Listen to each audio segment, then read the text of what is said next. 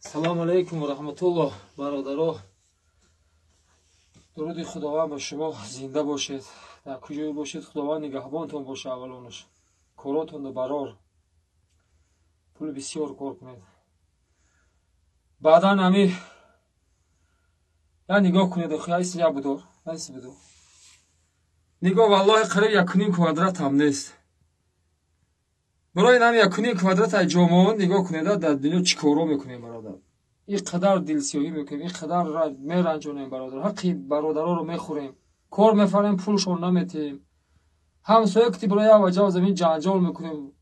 قسم به خدای به این یه متر جا داره برادر. یا فکر که یه متر جا داری، این همه جا دیگه یگان جا نداری. چی قوای وای میکنی؟ چی خدا بترس. بعضی انسانا باور میکنی سلام نمیکنن کتی. خدا بترسید برادرها. این همجا را هیچ وقت فراموش نکنید که آخر عاقبت این همجا جامون اینا 1.5 کوادرات یا دیگر دوست داشتن نکن. برادرها رو دوست داشتن نکن. برادرها دستگیری کنید، در دیگر دستگیری کنید، در کجای باشید مهربان باشید. سهم گلاون نمازاتون رو فراموش نکنید.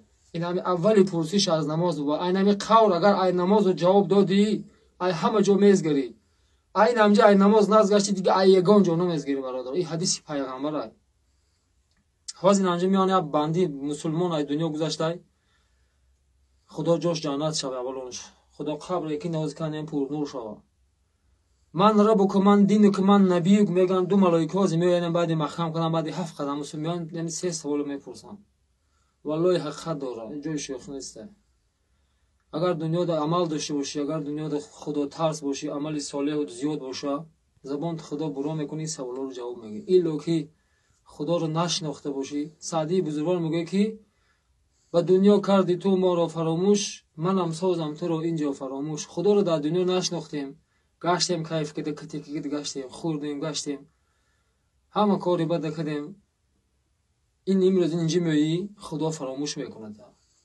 یا جای تنگ ای قطوری که نفس نیست. این همجوز کندی زین نفس نیست. ای برادرها در کجا رسید خدا در قرآن میگه فاین تذبون. کجا رفتیم ما؟ چیکار کردیم برادرها؟ یا ثابت دوستانه زنده باشید یا دیگر تا دوست بدارید دستگیری کنید. در کجا باشید دستگیری کنید.